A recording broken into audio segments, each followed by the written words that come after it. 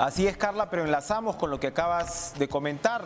Precisamente el caso del periodista Christopher Acosta ha sido sumamente comentado. La sentencia que dio a conocer hoy el Poder Judicial en primera instancia, que lo condena a él y al editor Jerónimo Pimentel a 2 años de prisión suspendida y al pago de nada menos 400.000 soles de reparación por este libro, ¿no? Este libro, Plata como cancha.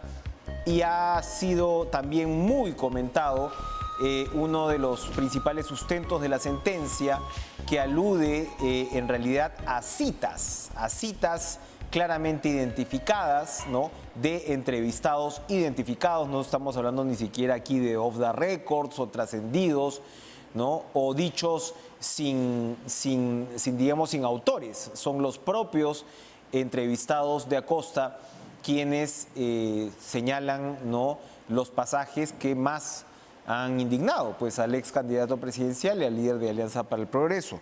Se han prendido pues las alertas con respecto incluso a pronunciamientos de gremios aquí y de representantes de la prensa extranjera en el Perú. Y vamos a conversar sobre esta materia con el jurista Diego García Sayán, además, por añadidura, hasta este año todavía presidente del Tribunal de Ética del Consejo de la Prensa Peruana, que por supuesto nos va a ayudar a descifrar lo que es esta sentencia que ya ha sido apelada pues, por el periodista. Y bueno, de hecho creo que el propio Enrique Guerci, abogado de Acuña, ha dicho que también está apelando la sentencia porque quiere que sea todavía más severa. ¿Cómo está, Diego? Buenas noches, gracias por estar con nosotros. Buenas noches, Enrique, gracias por la invitación y adelanto mi expresión de lamento y de protesta contra esta sentencia, que es primero un atentado, Enrique, evidente y grave a la libertad de expresión, que es un derecho fundamental. La Corte Interamericana y el Tribunal Europeo de Derechos Humanos de manera sistemática en los últimos 15, 20 años vienen diciendo lo mismo. La libertad de expresión es uno de los pilares de la sociedad democrática y en ese caso se está afectando la libertad de expresión. Lo que ha hecho Christopher Acosta es transcribir apreciaciones de terceros, publicar de nuevo afirmaciones que ya estaban publicadas, de manera que se ha afectado evidentemente el derecho a la libertad de expresión encarnado en este caso por Christopher Acosta. Pero un segundo asunto, Enrique, que es tan o más grave que esto, es que de por medio está no quien ha presentado la denuncia penal contra Christopher Acosta, sino de por medio está la sociedad y el Estado peruano. Porque un caso como este, de grave afrenta a la libertad de expresión, que llegue a un tribunal internacional, basta ver la jurisprudencia de los últimos 15, 20 años, es evidente que el Estado, en donde hay un juez o un sistema judicial que condena a unas personas por estos hechos, es un Estado cuya responsabilidad internacional sería condenado por un tribunal internacional. De manera que de por medio está la responsabilidad internacional del Estado con la que se está jugando.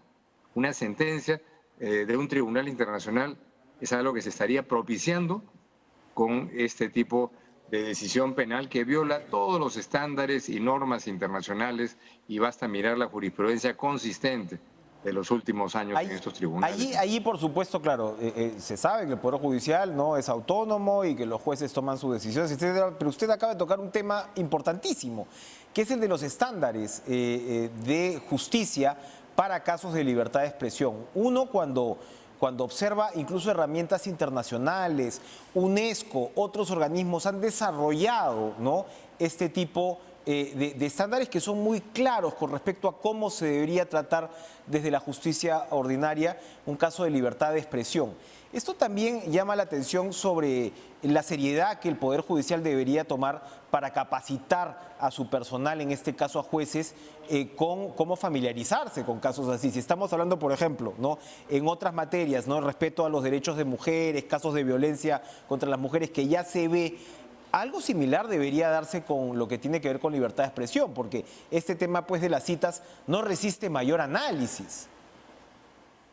Sin duda, sin duda. Entonces aquí hay un tema de formación, un tema de enfoque, porque además, Enrique, hay un hecho que está también en la jurisprudencia constante y consistente, los personajes públicos, los que desempeñan una función pública o que actúan de manera pública, de manera persistente, como es ostensiblemente el caso del señor Acuña, tienen un grado de protección frente a hechos que pudieran eventualmente explicar un proceso judicial, tienen un grado de protección mucho menor. La sociedad y el derecho es mucho más tolerante frente a la crítica, frente a recoger apreciaciones que pueden ser perfectamente refutadas y contradichas. Pero lo que puede ocurrir, pues, es que un juez, en la hipótesis de que esta sentencia inaceptable sea confirmada, un juez y un sistema judicial puede poner en cuestión la posición internacional de un país y generarle una responsabilidad jurídica internacional gravísima, con consecuencias no solamente de imagen y de percepción, sino también indemnizatorias que no saldrán del bolsillo del juez que ha dictado esta sentencia, sino saldrán del Estado peruano. Es una responsabilidad del Estado. De manera que, muy en la línea de lo que tú sugieres, yo creo que tendría que darse un elemento, que no es una gran capacitación, bastaría leer la síntesis de jurisprudencia del Tribunal Europeo, de la Corte Interamericana, que están publicadas y que son fácilmente accesibles, en donde hay una línea coherente, consistente y reiterada de preferencia de la libertad de expresión. Lo que no quiere decir que el derecho internacional no permita una acción judicial cuando se afecta gravemente el derecho al honor, pero todo eso es ponderado por un sistema judicial en función de la gravedad de lo que se haya dicho, de las características de la persona que alega sentirse afectada y, por supuesto, cualquier juez o jueza tiene que tomar en cuenta que su decisión tiene consecuencias y repercusiones internacionales y eso es algo absolutamente grave y en este caso no hay duda que un caso como este lo perdería el Estado peruano y sería condenado, de manera que yo espero que en el proceso de apelación las instancias superiores actúen conforme a los estándares jurídicos prevalecientes en el mundo y en América. Es un caso cantado para la Corte Interamericana de Derechos Humanos, me imagino, que usted dirigió también. Sí, claro, digamos, y además es la jurisprudencia persistentemente reiterada que condena al Estado, que afecta a cualquiera que ejerce con legítimo derecho su derecho a la libertad de expresión, sea o no periodista, y en este caso, tratándose además de un periodista que lo que hace es recoger opiniones de terceros, que han sido muchísimas de ellas ya publicadas antes en otros medios, es algo insostenible, aunque esos terceros dijeran barbaridades del señor Acuña, inventaran crímenes que no ha cometido, esa sería responsabilidad de las personas que dijeron eso, no de quien recogió esos dichos de terceros, porque un personaje público, Enrique, está de acuerdo a la jurisprudencia internacional, sujeto a un margen de crítica, claro. Frente al cual la justicia tiene que ser mucho más flexible, mucho más abierta y no actuar de esa manera que es algo que en este momento yo creo que costaría mucho trabajo encontrar un país en donde se dé una sentencia de esta naturaleza en América Latina, tal vez en Nicaragua, claro, o en Cuba, claro. Pero imposible en un país democrático. Ahora, de manera que la justicia peruana tiene que resolver eso y no permitir que esto llegue a un sistema externo que acabaría condenando al Perú. Para insistir en lo rudimentario del razonamiento, ¿no? Porque el juez lo que señala además es que, bueno, si se hicieron esas afirmaciones, que son afirmaciones entrecomilladas, como usted señala, con nombre propio, muchas de ellas previamente publicadas, ¿no? Había que cruzarlas, dice él, con fuentes oficiales, ¿no? Es un desconocimiento completo, ¿no? A ver, o sea, una cosa es que uno ponga un trascendido, algo que no tiene, ¿no? O sea, que, en fin, publicas la información sin tener, por supuesto, la fuente directa y esta sea una acusación gravísima, pero acá estamos hablando de algo bastante elemental, bastante sencillo. En todo caso, el señor Acuña, si nos queremos poner desde la otra perspectiva, tendría que haber enjuiciado a quienes dijeron eso, ¿no? Por supuesto, ese hubiera sido el camino lógico y no se le puede pedir a un periodista que recoge, que sistematiza esas afirmaciones de terceros, que antes de publicarla tenga que ser sometido al examen de la autoridad pública, que sería una forma grosera de afectar la libertad de expresión, cosa que en el Perú no hemos visto en muchos años, tal vez en los tiempos de una dictadura abierta, pero eso es algo que está absolutamente fuera de lugar. E insisto, la jurisprudencia es consistente en que un personaje público, la justicia tiene que ser flexible, mucho más flexible, frente a afirmaciones que puedan ser consideradas agraviantes, que en este caso no lo son, porque son afirmaciones de terceros, lo que no quiere decir que el personaje público no tiene un grado de protección, pero también eso dependerá de cuáles son las afirmaciones que se hacen y cuál es la gravedad de ello. Pero en este caso no habría ninguna posibilidad de que el sistema internacional no acoja esto de manera inmediata y rapidísima, con consecuencias graves para el Estado peruano. Entonces, yo creo que aquí el llamado que ha hecho la Defensoría del Pueblo es muy atendible. No hay necesidad, no debería haber necesidad de ello, porque esta sentencia no debería haberse dictado, pero felizmente hay pluralidad de instancias, hay en el sistema judicial peruano una cantidad prevaleciente, felizmente, de jueces, juezas, fiscales que son respetuosos del Estado de Derecho y gente muy respetable también y muy honorable. Y de manera que yo no tengo duda de que esta sentencia será dejada sin efecto en la instancia superior y, como se diría en la sentencia, con costas para que le paguen lo que han tenido que gastar en responder a estas acusaciones absurdas, Christopher Acosta, Jerónimo Pimentel y todos los que se han visto arrastrados a este proceso absurdo. Ahora, para terminar ahora sí, hay un cierto ambiente antiperiodístico, ¿no? Digamos, en algunos sectores de la sociedad, y no es novedad, ¿no? Tampoco señalar que ciertos operadores de justicia pueden verse influidos, ¿no? Por determinadas expresiones, digo yo, determinada atmósfera, ¿no? Sí, sin duda, y no se puede desconocer que quienes toman decisiones políticas o hasta judiciales, su fuero interno está de alguna manera impactado por lo que ocurre en la opinión pública, por lo que sale en los medios de comunicación. Sin embargo, un juez o una jueza profesional tiene que separar eso hasta donde le sea posible, en la medida en que hay estándares muy claros, patrones jurídicos que tienen que ser respetados, y en este caso la inconsistencia total de una sentencia condenatoria. Entonces, yo creo que hay necesidad de que la Corte Suprema, a través de sus plenos jurisdiccionales, sobre la base de las decisiones clarísimas que hay en el sistema internacional, que es vinculante, que es obligatorio para las autoridades del Estado peruano, pueda traducir, ya que aparentemente eso no ha ocurrido en la mente de algunos jueces, traducirlo en prescripciones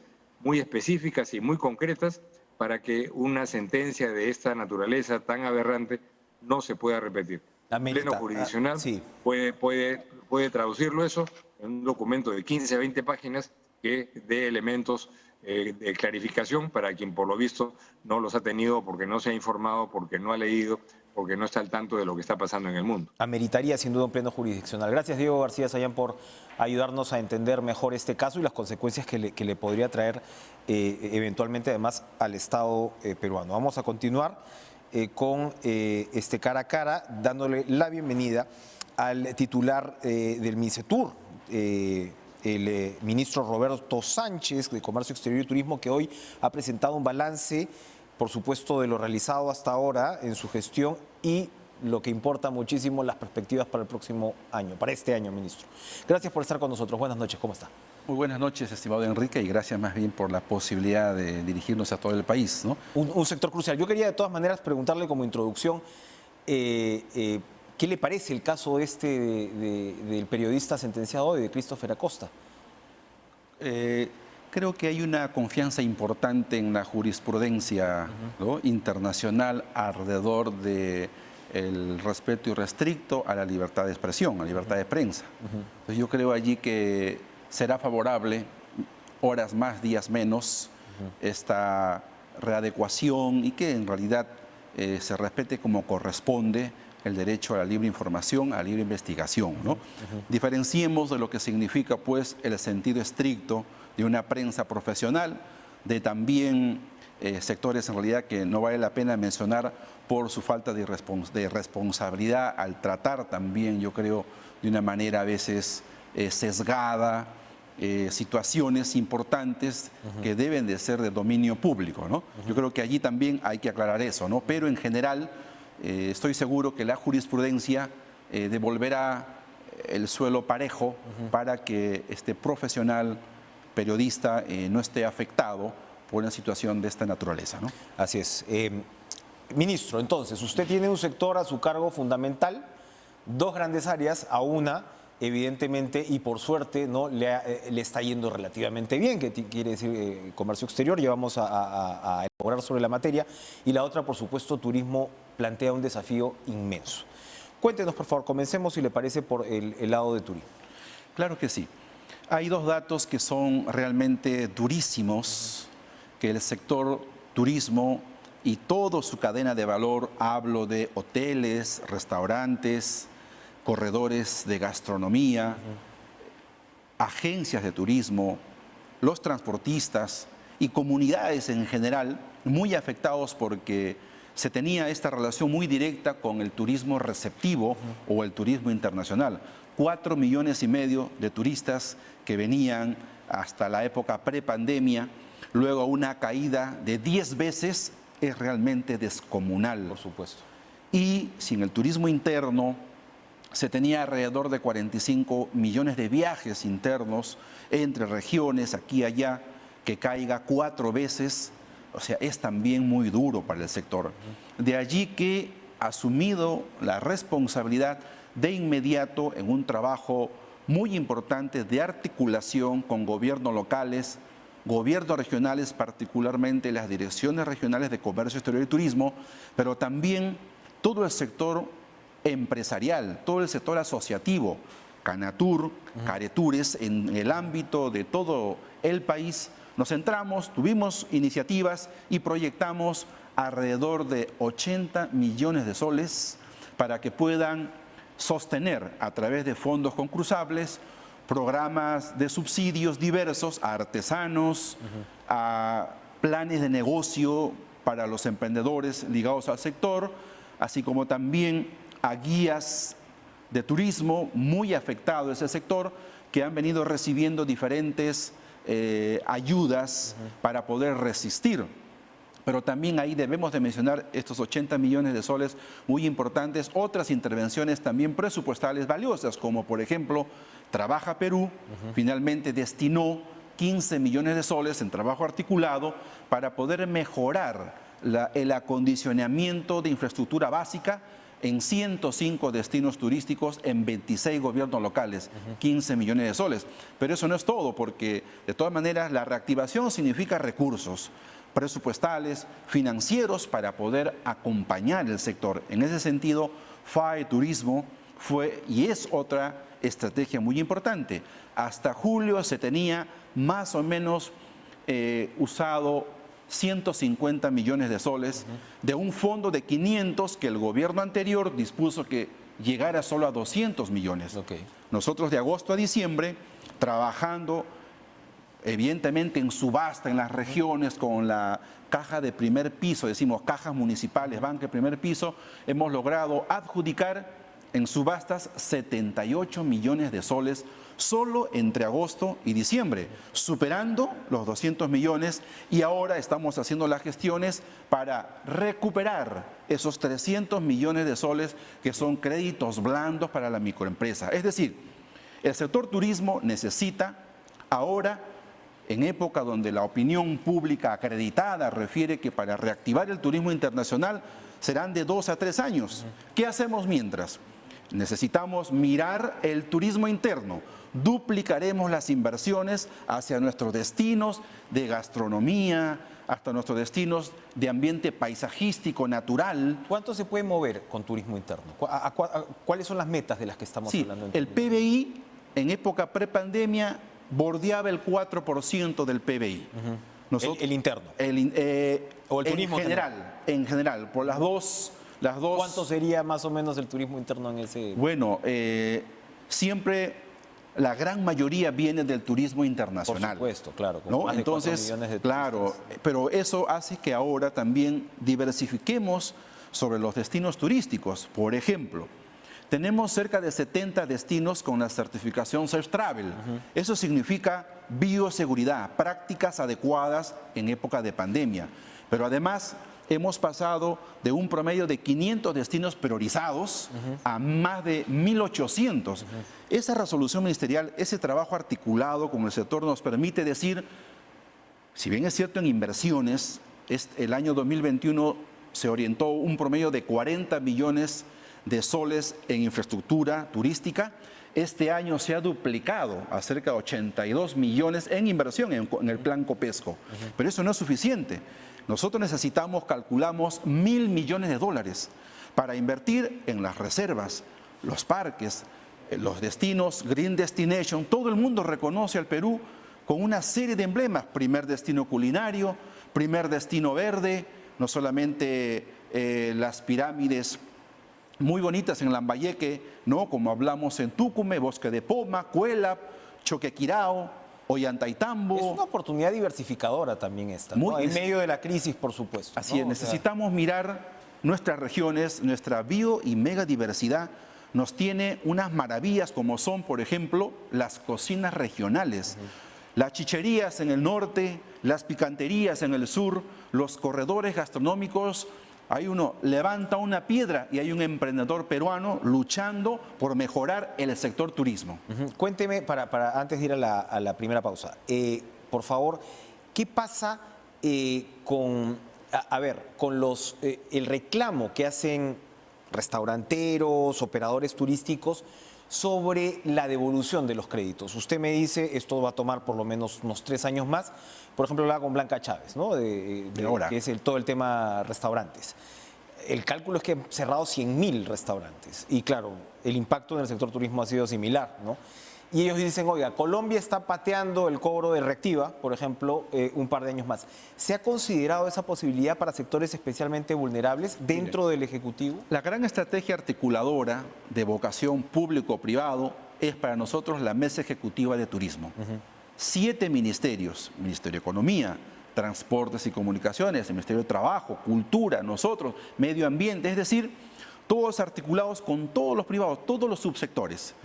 Lo sensato es extender ese periodo y lo vamos a evaluar. Ahora con el Ministerio de Economía, en la propia mesa de trabajo, evaluaremos todo un paquete de incentivos tributarios porque en realidad está muy golpeado el sector y necesitamos también tener, yo creo, un fondo que permita, no solamente en el aspecto tributario, sino fundamentalmente inversiones, como por ejemplo esto de la recuperación anticipada, devolución anticipada del impuesto del IGB, ¿no? Que está logrando allí disponer para este año un promedio de $200 millones en la cadena hotelera. Por supuesto, y eso, ¿no? Que es muy valioso. Una diferencia. O sea, nuestro enfoque es claro, sin articulación público-privado, sin la asociatividad de nuestras comunidades, pensando en los emprendedores que producen y cocinan tamales, que hacen los deliciosos colados acá en Chincha. Acabo de estar el último fin de semana en Chincha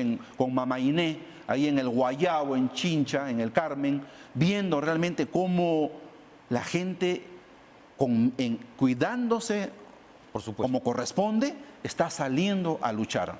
Vamos a hacer una pausa, vamos a regresar a hablar también de comercio exterior, pero quiero dejarlo con una pregunta. ¿Cómo precisamente han funcionado los fines de semana largos, como esta suerte ya de experimento, de metodología que seguramente podría servir mucho para este año? Vamos a una pausa, regresamos con el ministro Roberto Sánchez.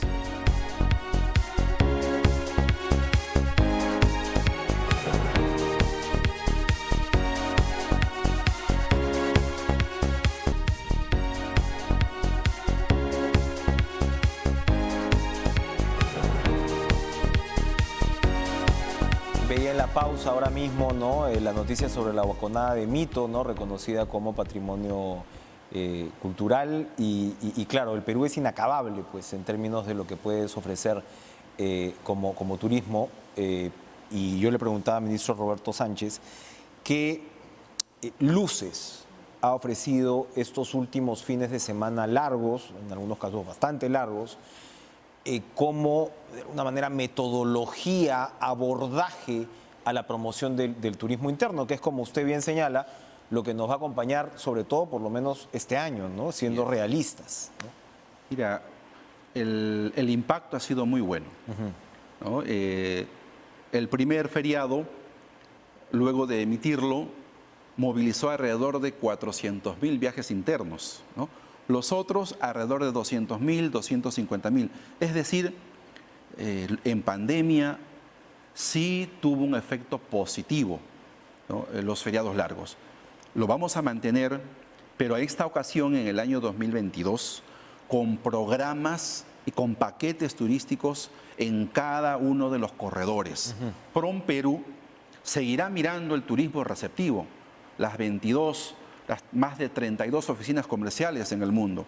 Pero esta ocasión vamos a duplicar los esfuerzos hacia los destinos internos, que nos permita reactivar la economía, los empleos, y estamos mirándolo de esa manera. Un dato muy valioso es que hoy el mundo está muy interesado por todo lo que llamamos lo verde, lo sostenible. Claro. Teniendo más de 70 parques y reservas naturales, con el Ministerio del Medio Ambiente hemos logrado tener un convenio y estamos coordinando con la Unión Europea, bueno, no solamente con la Unión Europea, sino con otros portafolios de inversión para hacer un fondo de inversiones que podrá ser diverso, con diferentes mecanismos, porque necesitamos, por ejemplo, seguir muy lejos en Loma de la Chay, alrededor de 6.000 hectáreas. Usted quiere pernoctar de un día a otro, no hay dónde dormir. Usted quiere poner su camioneta en una playa segura de estacionamiento, no hay. La Panamericana quiere una carretera, por lo menos una trocha para caminar adecuadamente, no hay.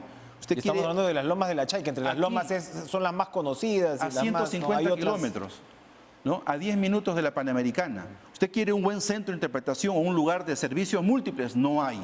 Por Dios, estando aquí nada más. Y si miramos nuestros 70 parques y le ponemos solo 100 millones de dólares, que va a significar a inversión, facilitación, estamos hablando de un techo alto. Ahora, pero lo que usted describe es cómo priorizamos, digamos, qué proyectos atender, qué circuitos, porque claro, como yo decía, el Perú es infinito, pero nos podemos perder también en esa condición para ver qué es lo que impulsas a la hora que hablas de turismo interno. ¿Cómo va a priorizar eso? Sí, hemos tenido una reunión muy importante con la Unión Europea. El señor Gaspar Frontini es el embajador de la Unión Europea en el Perú, pero también con SECO, ¿no? La cooperación suiza, sí. Para poder hacer un estudio maestro de cómo priorizamos las inversiones. A ojo de buen cubero, yo podría decir, por ejemplo, tenemos 69 destinos turísticos con certificación Safe Travel. Esos son los primeros que tendrías ya que concentrar. 70 parques, reservas naturales, que son bonos verdes, es decir, podemos hacer un fondo, un crédito importante para que podamos operar a través de concesiones, a través de propiamente como sector público, con COFIDE, con mecanismos diversos. Este año, este periodo de gobierno, el presidente Pedro Castillo mira las regiones. Nuestro exhorto es hacia diversificar nuestros destinos, desde Tumbes hasta Tacna, Puno. Creemos que hay una gran e inmensa oportunidad allí que trabajar y estamos mirando de esa manera.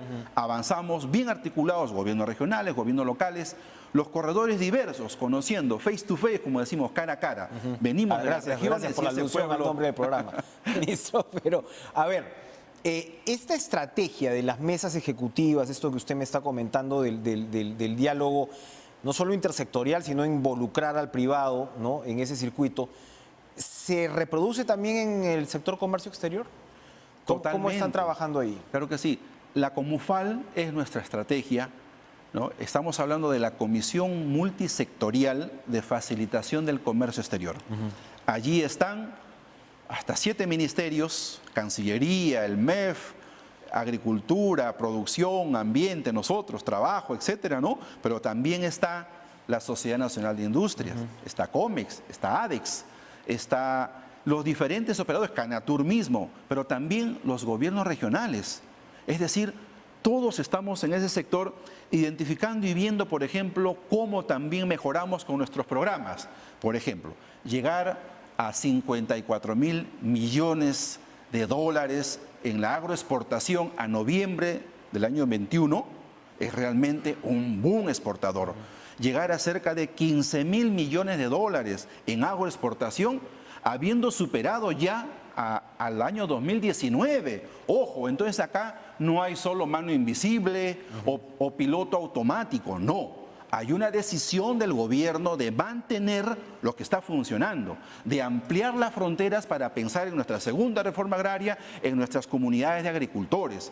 El programa de apoyo a la internacionalización, 20 millones de soles para identificar empresas que lleguen desde el primer nivel hasta aprovechar nuestros 22 tratados de libre comercio.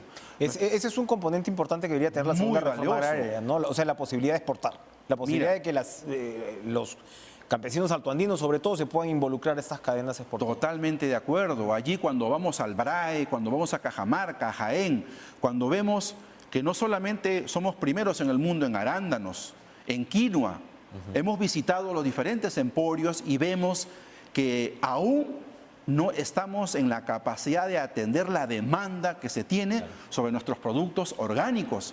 Pero el gran reto hacia adentro, yo recuerdo esta frase de TLC hacia adentro y después el chorreo económico. Nosotros no queremos nada de hacia adentro ni chorreo. Creo que es un derecho llegar a las comunidades, a los pequeños agricultores. Allí tenemos un enorme reto que se llama también soberanía alimentaria. Tenemos que trabajar para garantizar la alimentación de nuestra gente. El comercio exterior nos brinda hoy inmensas oportunidades. Por lo que me está describiendo, esa soberanía y esa seguridad alimentaria de ninguna manera entra en contradicción con la capacidad, por ejemplo, agroexportadora del país. Pero hay que articularla. La Ventana Única de Comercio Exterior, por ejemplo, es un programa de digitalización que agrega valor y que quita la tramitología, ¿no? El tener todos en un solo espacio digital está ayudando. Mira, el ahorro es de más de 130 millones de soles en procedimientos. Pero hoy nuestro enfoque es también la conectividad. Si queremos ser competitivos, necesitamos un enfoque portuario de calidad. Necesitamos aeropuertos de calidad. Estuve el día domingo en Pisco. Disculpen, va a ser duro. Un elefante blanco. Un hermoso aeropuerto que por problemas se refiere de mercado. Es impresionante ese aeropuerto, es impresionante. O sea, lo usan creo que para hacer vuelos a las líneas de Nazca. O sea, es impresionante. Paradas técnicas. Así es. ¿No? Aquí se necesita, por eso nosotros hemos estado con el gobernador, la alcaldesa de Paracas, todos los articulados, la mesa, la propia gremio turístico. Vamos a hacer una mesa técnica y de inmediato. Eso hay que destrabarlo. ¿Dónde está el problema en un aeropuerto como ese? Que ya está listo. En el caso de Pisco, no. Miren, en el caso de Pisco, yo diría dos temas, ¿no?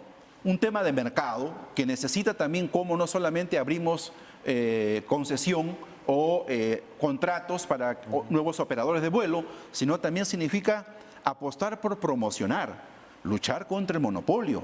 Aquí también hay que decir con claridad que necesitamos reglas que permitan articular un win-win. Acá necesitamos reglas claras también para que otros operadores puedan también intervenir. Allí hay un problema de la propuesta propiamente y las condiciones que se le da a otros operadores para que puedan operar. Estamos hablando de Pisco, pero podemos hablar de diversificar otras rutas, Ayacucho, ¿no? Huánuco, Jaén, Iquitos. Por Dios, miramos también unos aeropuertos aún que no son tan amigables, ¿no? Yo creo que aeropuertos, terminales portuarios, carreteras, ¿no? Sin mejores carreteras no llegamos a los mercados. Nuestro enfoque es integral, es multisectorial, el Ministerio de Transportes y Comunicaciones, vivienda, cultura. El gobierno tiene esta concepción, ¿no? Público-privado, tenemos estabilidad jurídica, hay un buen marco macroeconómico y estamos por encima del promedio en América Latina en exportaciones. Claro, todo el mundo cree en el Perú, cree en la solidez de la economía, cree en este gobierno democrático. El problema está acá adentro todavía por sectores que no quieren ver realmente el sol y las luces, ¿no? Cuénteme, hay un debate que me parece que se está desarrollando entre los empresarios, que lo he notado y lo comentaba hace algunos días con Salomón Lerner, que usted me hablaba de la Sociedad Nacional de Industrias y ha mencionado varias veces los TLCs. La Sociedad Nacional de Industrias, por ejemplo, insiste con el tema de salvaguardas textiles, que sabemos que es un sector fundamental también, el textilero, muy golpeado, ¿no?, por el tema, pues, de la importación, y hay casos de dumping, hay todo un largo debate al respecto. Pero pareciera que entre partes, pues, del empresariado hay, por un lado, una demanda por liberalizar y abrir más el comercio, y otros más bien reclaman algún nivel de protección. Así es. ¿Usted puede ver ese contraste ahora mismo y cuáles son los principales puntos y cómo se va a abordar En principio, como política? en general, es adecuado sostener los parámetros del comercio internacional, además de manera vinculante en nuestros tratados de libre comercio. Yo creo que allí hay una primera base. Una segunda es que nuestras economías y nuestros productores nacionales, excepcionalmente, de demostrarse el procedimiento que corresponde también a decir si es que hay una afectación por prácticas de dumping o, entre otros, por problemas de subsidio, etcétera, en otras economías respecto a productores que llegan o importadoras en el país, sí corresponde que los órganos competentes evalúen la posibilidad. Y hoy, Indecopi, hoy hay todo un equipo que está evaluando la alternativa. Nosotros no queremos un mecanismo que transgreda las reglas de comercio. Pero necesitamos... Porque te penalizan, además. O sea, si lo haces, hay una retribución, una retaliación, mejor dicho. Pero sí necesitamos también velar por nuestra producción nacional. Lo mismo hace, por ejemplo, la economía de Estados Unidos, lo mismo hace China, lo mismo hace Brasil. ¿Y por qué nosotros no podríamos dialogar, conversar, empezar un proceso también de optimización de los tratados de libre comercio? Allí tenemos enormes retos. Saludamos, por ejemplo, el CPTPP, ¿no?, que es uno de los mercados más importantes y ya estamos vigentes allí. Hoy día me reunía con el embajador peruano que está ya con sus credenciales listas, tanto para Australia como para Indonesia, para aprovechar y elaborar una estrategia desde nuestro ente rector en promoción de la marca país, que es PROMPERÚ, desde el desarrollo de capacidades, que es nuestra ejecutora Senfuturo, o cómo proyectamos inversiones, que es el plan COPESCO, o tanto nuestros dos viceministerios. Tenemos allí una experta en turismo, en gastronomía, las cocinas regionales, que es la científica social Isabel Álvarez, o bien un muchacho muy ducho en toda esta materia técnica de comercio exterior, como es Diego Llosa.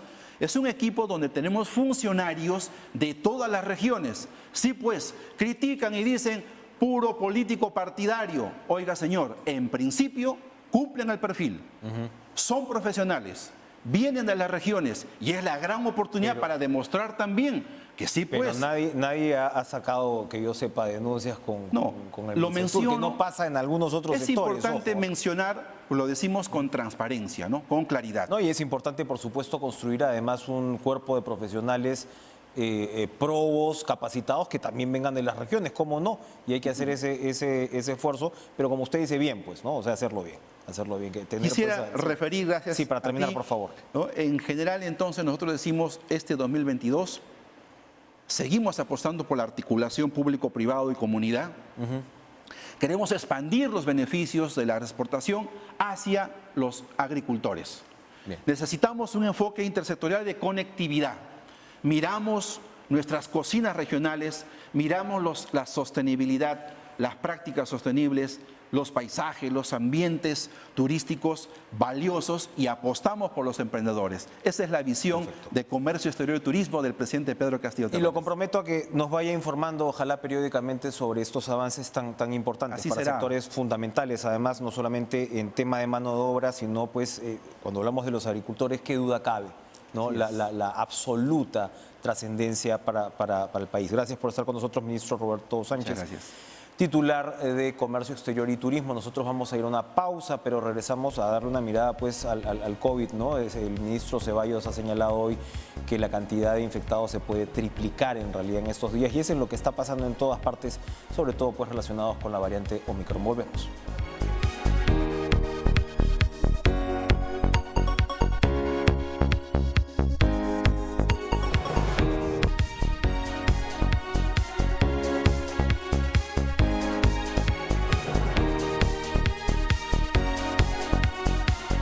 Bien, el ministro de Salud, Hernando Ceballos, ha dado a conocer que en la última semana los contagios por COVID-19 se han incrementado, escúchenlo bien, en 300%, ¿no? Se ha confirmado que a partir del 20 de enero se empezará a vacunar a los niños de 5 a 11 años, pero esta clarísima tercera ola que ya estamos viviendo de COVID, hasta ahora, ¿no? Tiene todavía esta separación de la curva de incremento de casos con fallecidos, que, insisto, afortunadamente hasta ahora no se disparan los casos de fallecidos, pero claro, a medida que van, ¿no?, incrementándose de tal manera los contagios, pues es lógico pensar que la situación hospitalaria también se puede complicar a pesar de los avances en la vacunación, que por cierto, ¿no?, esta situación nos recuerda la importancia que tiene la vacunación. Está clarísimo que la gran mayoría de personas que acaban hospitalizadas o no han sido vacunadas o no tienen sus dosis completas. Bueno, ¿cómo enfrentar esta nueva fase de la pandemia? Le damos la bienvenida al doctor Raúl Urquizo, decano del Colegio Médico del Perú, ya en funciones, para poder, por supuesto, conocer su opinión sobre las medidas que se deberían tomar, si es que son suficientes las que se están tomando hasta ahora, y en todo caso, qué propuestas tiene su institución para poder de alguna manera minorar el impacto de la tercera ola. Doctor Urquizo, buenas noches. Muy buenas noches. Realmente en el Colegio Médico estamos muy preocupados por la forma tan explosiva, diríamos, del aumento de los casos, ¿no? Hay lugares que han subido hasta 500%, ¿no? Optimistas son 300%, ¿no? Nosotros hemos estado anunciando ya hace buen tiempo de que esto se venía, ¿no? Y todavía tenemos algunos problemas en cuanto a lo que ha sido la prevención, ¿no? Uno de ellos es que hay que seguir acelerando la vacunación. Es cierto que estamos el 82% a nivel nacional, pero hay departamentos que la vacunación no es más allá del 50 o 60%, ¿no? Entonces, sobre todo en la zona de Madre de Dios, Puno, mismo Iquitos, ¿no? Y esto es un problema que se debió resolver hace muchísimo tiempo, ¿no? Lo segundo es de que... Sí. ¿Sí, diga? Sí, adelante, adelante. Lo segundo es de que la población tiene que tener confianza que las vacunas evitan las formas severas o la muerte, ¿no? Porque todavía tenemos alrededor de un 20% de personas a nivel nacional que no se han vacunado o no creen en las vacunas, ¿no? Entonces, eso es lamentable porque la demostración que los fallecidos son la gente que no ha recibido o ha recibido una sola dosis, ¿no? Y eso realmente es un indicador bastante real en la cual nos confirman de que las vacunas, cualquiera sea la marca, protegen o evitan las formas severas, pero también hay que advertir que la persona que está vacunada se puede infectar, ¿no? Porque también mucha gente está pensando que ya tengo mis 2 dosis, mi dosis de refuerzo, ya no me vacuno y hago la vida normal. No están usando correctamente las mascarillas, no hay distanciamiento social, hay reuniones, y esto creo que si nosotros no cumplimos las normas del Ministerio de Salud, realmente esto vamos a estar lamentando cuando las formas no severas colapsen las hospitalizaciones y después se agraven, sobre todo los que tienen comorbilidad. Las camas UCI realmente va a ser insuficiente, ¿no? Y ahora, esto realmente hay que evitarlo, ¿no? Ahora, doctor Urquizo, ¿qué pasa de la segunda a la tercera dosis? Porque como usted señala, tenemos un 80% de población vacunada con sus 2 dosis, pero donde recién me parece que estamos alcanzando los 5 millones de personas es con la tercera dosis. Es decir, todavía muchísima gente no considera una necesidad impostergable la dosis de refuerzo. Y entiendo yo, por lo que estamos viendo, que la tercera dosis o la dosis de refuerzo hace incluso una diferencia muy importante a la hora no solo de no desarrollar un cuadro grave, como usted señala, sino incluso también reducir las posibilidades de contagio, ¿verdad? Sí, está un poco lento porque está, según la cifra del Ministerio de Salud, 12%, ¿no? Creo que está un poquito más. Está alrededor del 12%, ¿no? Y yo creo que dentro de la estrategia hemos estado planteando hace muchísimos meses y ahora insistimos más, y creo que los medios de comunicación nos están demostrando que la gente cuando va al primer nivel está haciendo colas de muchas horas, ¿no? Y realmente hay gente que está trabajando, hay necesidad de trabajo, y los horarios deben empezar a las 7 de la mañana hasta las 10 de la noche, ¿no? En la semana que quisieron llegar a la meta del 80%, el mismo ministerio lo aprobó, la gente acudió porque hay gente que no le da permiso o no le cierra, no quieren cerrar su negocio porque tienen que sobrevivir, ¿no? La crisis no solamente sanitaria, sino económica. Entonces la gente ha tenido una oportunidad, no solamente los fines de semana, sino estamos planteando, debe ser todos los días, ¿no? Y creo que esa estrategia, el esfuerzo que hace el ministerio con las enfermeras, sacrificando a su familia, qué sé yo creo que hay que apoyar, ¿no? Porque acá debemos sumar. Y la otra cosa también que estamos planteando es que el Ministerio de Salud y las industrias donen mascarillas, las adecuadas, el N95. Ya una época han estado regalando a las empresas, ¿no? Del mismo ministerio. Entonces también yo creo que deben comprometerse pues los gobiernos locales, gobiernos regionales para protegerse. Pero si usted hace una evaluación o ve en la calle, las mascarillas que está usando mucha gente son inadecuadas, mal colocadas. Y ese es el riesgo, ¿no? Creen que ya ponen la mascarilla y ya están protegidos, ¿no? Y eso tampoco es cierto, ¿no? Una falsa sensación de seguridad, ¿no? Bien. Y es por esa razón que invocamos al gobierno, pues, invertir un poco más de dinero para no estar lamentando la falta de camas y la crisis sanitaria se va a ahondar más. Y más aún, no tenemos profesionales. Escuchaba a Ica, si no me equivoco, al reportero de una emisora que quieren contratar 200 profesionales médicos y no existe. Claro que los han despedido, como la epidemia bajó y quieren volver a contratarlo por 1 o 2 meses, nadie regresa con esas condiciones. Y cuando terminan no tienen ningún beneficio, no les sirve ni siquiera para postular residentado, una especialidad o para trabajar por el Estado, ¿no? Y debería tener otra estrategia el gobierno para que los médicos no se vayan, ¿no?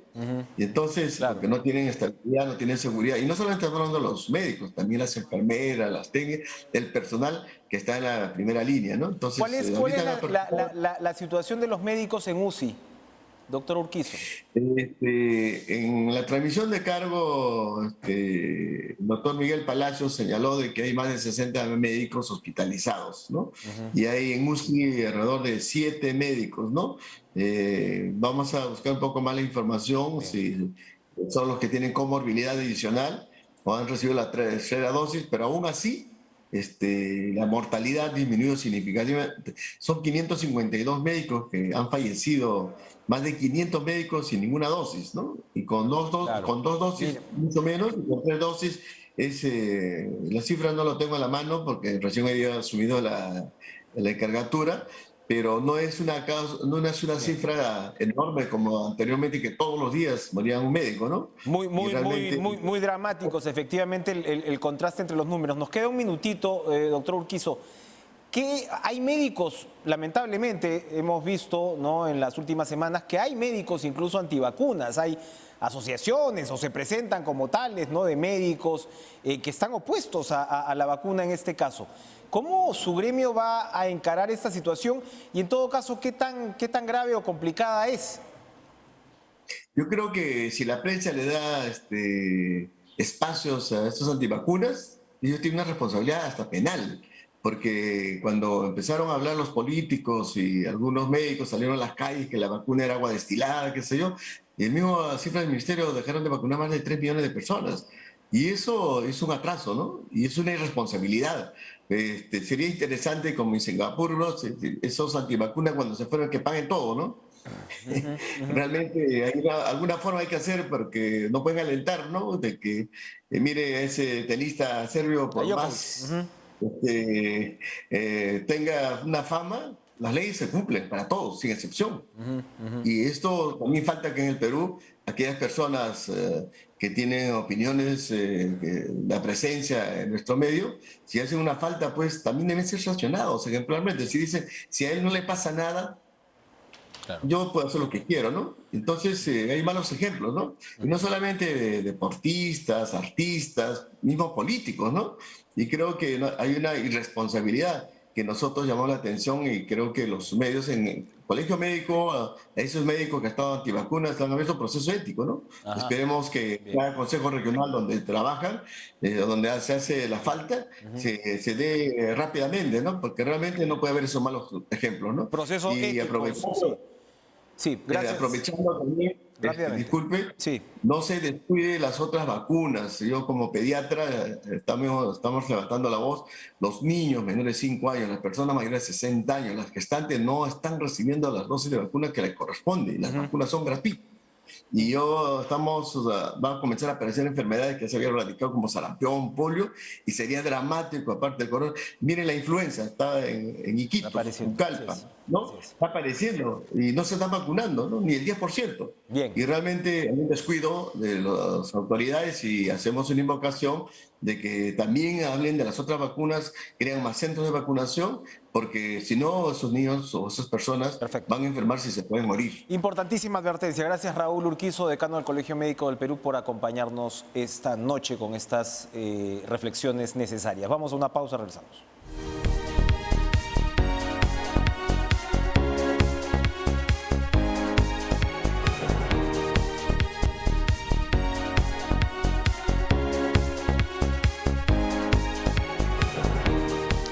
Gracias por iniciar su semana informativa aquí en Cara a Cara. Gracias por estar con nosotros. Sigan con la información deportiva. Lucho Trizano en Pared.